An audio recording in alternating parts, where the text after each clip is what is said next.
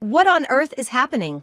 As my nephew and I stand dumbfounded on the sandy beach, the cruiser carrying my husband callously sails away, leaving us stranded on this deserted island. We were here for a family trip, supposed to enjoy camping. I had planned to create some beautiful memories for my adorable nephew. Now, left to behold this unbelievable scene, I could only stand frozen, powerless. My name is Nancy. I'm 37 years old and live with my husband, whom I've been married to for a few years now. We don't have any kids yet. Before getting married, it was just my younger sister, Emily, and me. Our parents, who were my everything, passed away simultaneously in March, just as I was about to graduate from high school. They were killed in a sudden car accident. At that time, Emily was only a 14-year-old middle school student. I wanted to do whatever I could to send Emily to college, so I started working immediately after my high school graduation.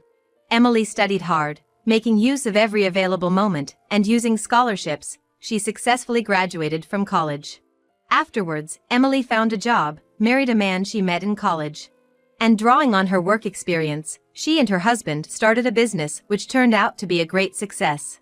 When Emily came to announce her engagement, she looked apologetic, saying, "I am getting married and becoming happy thanks to you, while you have not yet, but none of that mattered to me." I was just overjoyed to see my beloved sister finding someone she loved and intending to live a happy life with him. 2 years later, my nephew, named Scott, was born. Seeing Emily, surrounded by her new family and smiling happily, was all the satisfaction I needed. I met my current husband, David, a little while after Scott was born. We were introduced through a mutual friend. From the stories David told me when we started dating, I gathered that he didn't have a good relationship with his parents. They didn't support his wish to go to college. So he used student loans to attend, and is still repaying them. Both David and I come from complicated family backgrounds and have struggled with money for a long time. I think these shared experiences were what brought us together. I accepted David's proposal without hesitation. Since most of his earnings go towards repaying his student loan, I'm the one who contributes more to our household expenses. But I have no complaints about that. Rather, as two people who have faced hardships, we want to support each other and live our lives together. I have only met David's parents once, during our pre-wedding introductions, and haven't seen them since. I remember an awkward atmosphere hanging in the air at that meeting. Even though we can't afford luxuries, I felt a modest sense of happiness in our life. But then, a shocking incident occurred. I received a sudden call from the police, informing me that Emily and her husband were involved in a car accident. Emily and her husband passed away suddenly, leaving only Scott behind. Stunned, I left work early and hurried to the hospital where their bodies were kept. There, in front of the mortuary, sat a boy on a bench all alone. It was Scott, Emily's only son. There was nobody with him, he wasn't crying, and he just sat there looking anxious. Seeing Scott like that, I couldn't help but hold him tight. And I decided then and there that I would not let this boy be alone, that I would make him happy in place of my sister and her husband. When I brought Scott home, my husband didn't bother to hide his sour face. I had pleaded with David, who was cold towards Scott, many times, "Please stop behaving like that." At some point, he seemed to have developed affection for his nephew, and one day, out of the blue, he agreed to live together. "He's Nancy's beloved sister's child. We need to make him happy." While I found it puzzling that David could so suddenly change his mind, I took advantage of his change of heart and proceeded with the adoption. Scott would often show me his smile and seemed to bond well with me, but with David, he always seemed a bit distant. David's initial attitude towards Scott was very cold, and above all, Scott had just lost his biological parents. Until Scott calmed down, I decided to let things happen naturally, without pushing him. Additionally, Emily and her husband had left a considerable amount of inheritance for Scott. However, I decided it would be best to let Scott decide what to do with the money when he gets older, and until then, I decided not to touch it. Without David knowing, I prepared a safety deposit box and stored all documents related to the bank book, checks, and inheritance. By the way, Scott would sometimes stare blankly into the distance. There were also times when he appeared to be listening to something while staring at nothing. I had some idea about this. Emily once said, "Scott seems to be able to see and hear things we can't." However, I found it hard to believe at the time and brushed it off. This went on for a few months. Then, David suggested that we take a trip.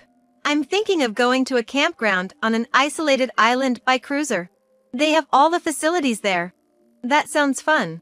But isn't the cruise expensive? You don't need to worry about that. A friend of mine was supposed to go, but something came up and he gave it to us at a very cheap price. Seeing David so happy, I slowly warmed up to the idea. I thought it would be a great opportunity for Scott. I hoped that cruising and camping would help change his mood. Well, let's get ready then. As David cheerily left the room, Scott watched him go with a surprisingly cold gaze. Scott, what's wrong? Aunt Nancy, there's something I want to tell you, but we have to keep it a secret from Uncle David. With that, Scott showed me something that looked like a voice recorder. And the conversation that played from it left me stunned. On the day of the trip, the cruiser carrying us left the harbor early in the morning. When we arrived at the island, David was the first to disembark and helped Scott and me off the cruiser. Nancy, watch your step there. Oh, thank you. Scott, be careful not to trip, okay? Yeah. Seeing David in such a good mood, I was both bewildered and happy. After all, it was our first family trip together. I wanted to make many wonderful memories for Scott. David, I'll unload the camping gear from the boat. You two go ahead and find a good place to pitch the tent. Okay. Holding hands with Scott, I walked away from the ship. Once he saw us leave, David went back to the ship and began talking to the cruiser driver. And then... What? Unbelievably, my husband didn't disembark from the cruiser. Instead, he left Scott and me on the island, and the cruiser began to speed off into the open sea. In no time at all, the ship had disappeared from sight. What on earth is happening? I was completely at a loss for what was happening and mumbled these words to myself. Nancy, it's okay, Scott said. But... Mom said someone would come soon. Mom? Emily? Emily said that? Scott nodded emphatically. It reminded me of something Emily once told me. Scott seems to have some kind of mysterious power. He can see auras of good and evil in people and things, and recently, he seems to be able to predict the near future, albeit vaguely. Predictions about the near future like a package will arrive soon, or someone will come around the next corner. The details of these predictions are often vague, but they pertain to the near future. When Emily told me this, I didn't really believe her. Surely not, I thought. Yet, in this situation, I clung to Scott's words. With a surge of hope from Scott's words, I decided to first protect myself from the heat of this midsummer day and moved to a shaded area where there was a breeze. I conserved energy by moving as little as possible. Luckily, we had a flask of tea in Scott's backpack, and we shared it. Scott, are you okay? You don't feel sick or anything, do you? I'm fine. What? Nancy, look! They're coming! In the direction Scott was pointing, I could see a small motorboat approaching. It seemed to be manned by 3 teenage boys. They looked extremely surprised to see us camping with only one bag. Of course they were. Apparently, they were having fun fishing in their parents' motorboat and visited various fishing spots. Fortunately, the deserted island we were on was one of the spots they frequently visited. Of course, the island is privately owned campsite and off-limits to anyone not involved. Thanks to their secret fishing game, our lives were saved. The boys let us ride in their motorboat, and Scott and I were able to return safely to the mainland. After saying goodbye to the boys, Scott pulled out a GPS from his backpack to show me. Is that a GPS? I didn't need to call for help because I was told someone would come soon. Emily really said that. I was confused by what was happening before me. The fact that I was abandoned by my husband. Scott, who claimed to hear Emily's voice, even though she was supposed to be gone. Scott's preparedness. As my mind was in a whirl, my phone suddenly rang. This number. Hello? As the story on the other end of the phone unfolded, my head, initially in turmoil, began to cool bit by bit. Yes, I understand. My body couldn't stop shaking with anger. I can't believe he would stoop so low. I absolutely won't forgive him. After what he's done to Scott and me. An eye for an eye. No, we'll give him triple what he gave us. After that, I made a call to certain people, explaining the situation. The next day. Phew, I'm beat. You're late, aren't you? What, Nancy? How are you here? My husband returned home leisurely, unaware that we had beaten him to it. The call that had come in when Scott and I landed was a report from the detective agency I had hired before our trip. The day my husband invited us on the trip, the voice recorder that Scott had shared with me had captured my husband discussing financial matters with someone. "Nancy, I feel like he is up to no good." I was surprised that Scott even had a voice recorder, but what my husband was discussing was even more shocking. With a bad premonition, I decided to look into our joint savings account. And there was barely anything left. My husband had withdrawn the money without my knowledge. Shocked, I wanted to confront my husband right away. But I suppressed that urge, thinking it was best to first get solid evidence, so I decided to hire a detective agency. It was during the cruise trip before this report arrived that Scott and I nearly faced danger.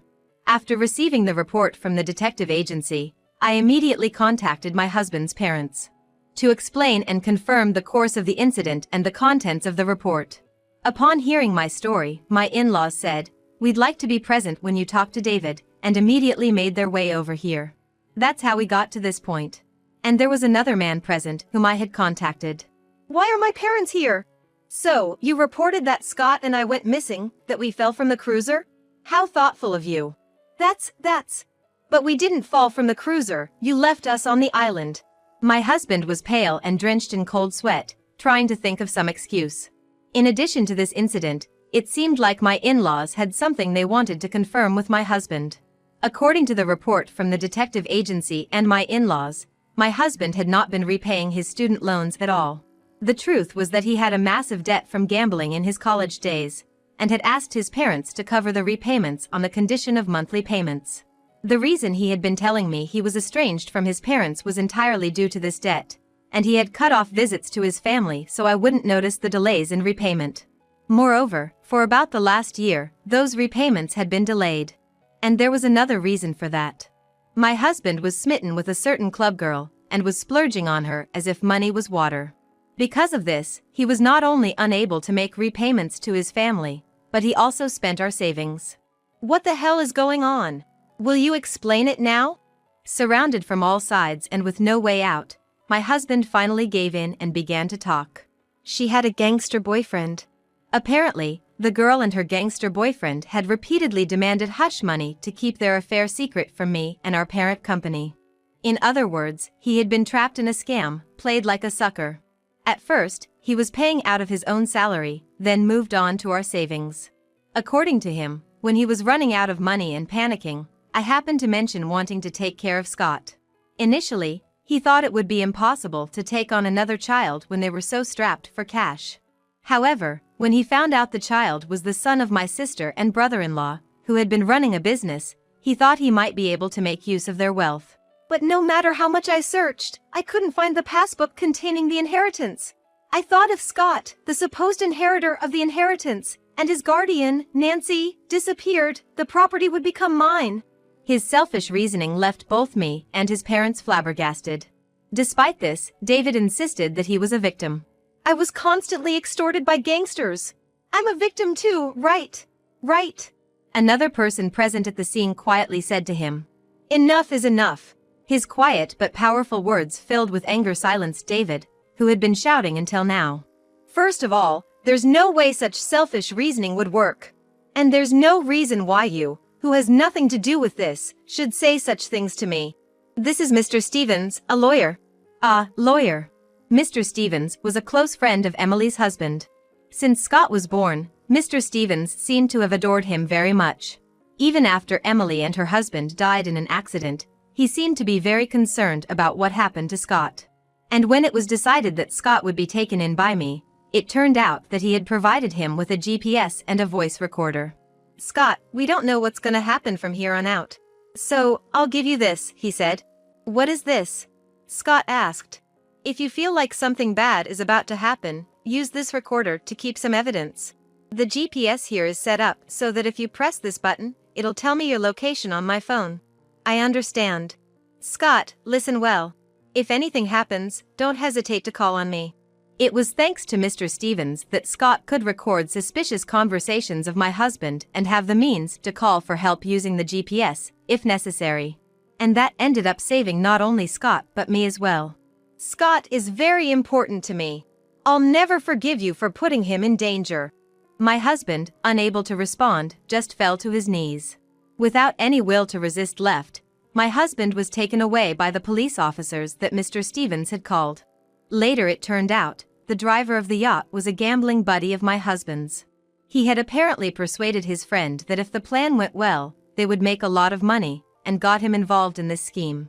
The man was also sentenced to heavy punishment for his involvement in this murder and several other crimes. As for the girl who triggered this whole commotion and her gangster boyfriend, they were already on the police radar as habitual con artists.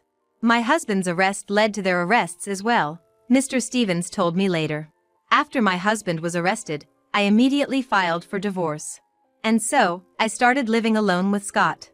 Raising a boy was challenging and I often felt lost, but with the help of those around me, I managed to make it work. As for Scott's mysterious powers that greatly helped solve this case, it seemed to gradually disappear as he grew up. He doesn't hear voices of invisible people or see auras anymore, Scott tells me with a smile. Although I feel a twinge of sadness about it, seeing Scott smiling happily brings me great contentment. Mr. Stevens, who adored Scott, seemed very worried at first about me managing the inheritance as Scott's guardian. "Aunt Nancy is fine," Scott assured him. "Really? Why do you say that?" "Because Mom said so. She said she would definitely protect me," Scott replied with a grin. It seems he took Scott's words to heart. Before long, Scott started to beg to go out and play with just the three of us. Now, Scott watches with a happy, slightly mischievous face as Mr. Stevens, who has now completely warmed up to me, and I talk. Whenever I asked, "Why are you looking at me like that?" Scott would dodge the question with, "It's nothing." And at those times, Mr. Stevens would invariably let out an awkward, strained laugh. After several such exchanges, one day Mr. Stevens proposed to me, mentioning the prospect of marriage. Shocked, I asked Scott, "Did you know this was going to happen?" To which he replied with his usual evasive smile, "Who knows?"